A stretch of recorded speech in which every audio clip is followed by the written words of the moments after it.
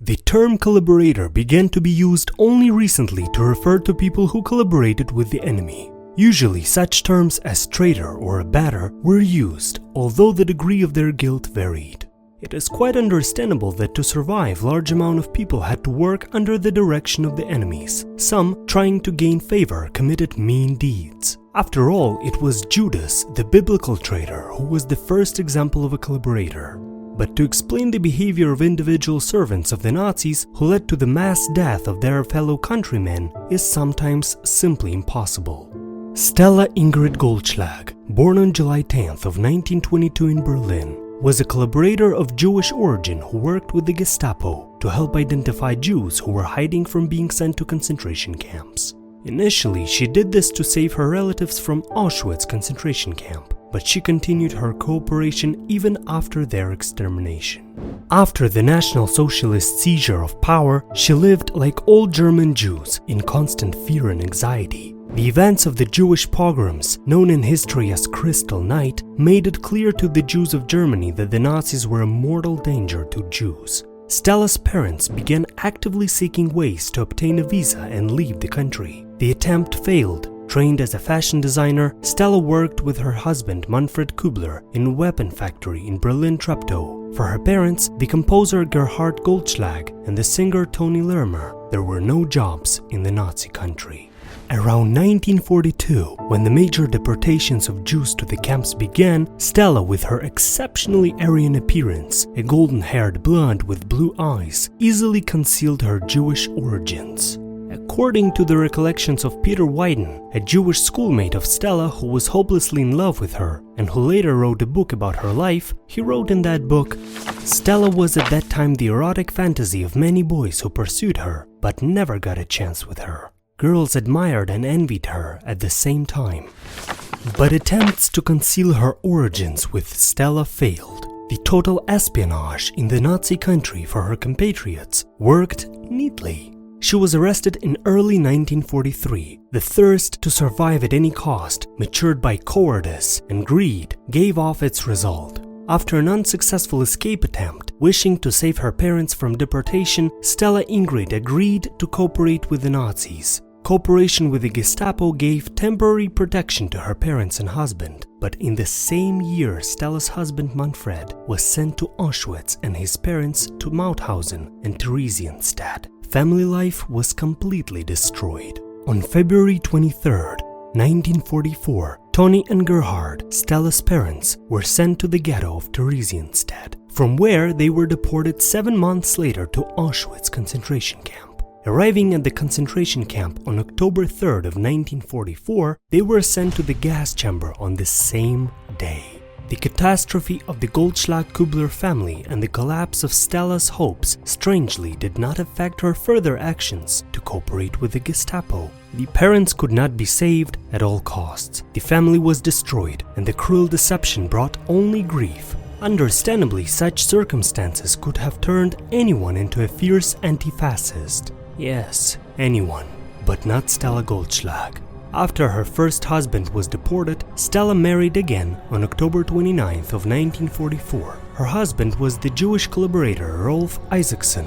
Continuing her dark business posing as an illegal immigrant, Stella scoured Berlin in search of Jews who were hiding. Once she found them and gained their trust, she would offer them help and then report them to the Gestapo. One of her cynical methods consisted of showing up at a funeral in a cemetery to report Jews who had lost their previous protection due to the death of their Aryan partner.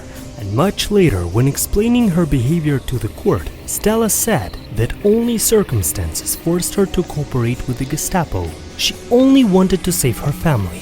But did she? Even though she had failed, the number of victims of the poisonous blonde, as she was called, ranged between 600 and 3,000 people. At the same time receiving about 300 marks for each Jew who was identified, Stella surpassed experienced Gestapo officers with her zeal. And the fact that Stella Goldschlag worked for the Gestapo until March of 1945 is also a proven fact. What compelled her to track Jews underground and expose them, even with the obvious defeat of Nazism, is impossible to explain. The beautiful girl tried to hide from imaginary persecutors, and she was on the trail of the Jews, infiltrating their night shelters, and afterwards the Nazi punishers appeared there. Goldschlag was no stranger to artistry. She delivered some of them to the police with her own hands, earning her 30 pieces of silver. Gestapo agent Stella Goldschlag, the poisonous blonde, left the Reich capital in April of 1945, when liberation battles were already taking place in the streets of Berlin. Arriving in Liebenwald, Stella gave birth to a baby girl named Yvonne. The child's father, presumably Heino Maisel, broke off relations with her. In December of 1945, Goldschlag was arrested again on a denunciation. A woman who betrayed others suffered the fate of her victims. Stella was simply given to the Soviet authorities. Passing herself off as a victim of Nazism, Stella Ingrid was taken to the Jewish community in Berlin in early 1946. Her vain attempts to portray herself as a victim of Nazism were unsuccessful. After her identity was established, Stella was arrested and imprisoned in the police prison at Alexanderplatz. She was then handed over to the Soviet military administration. Special agencies of the Soviet Army and the USSR MGB conducted investigative measures, and in June of 1946, the Soviet Military Tribunal sentenced her to 10 years in a camp for working as an informant for Gestapo.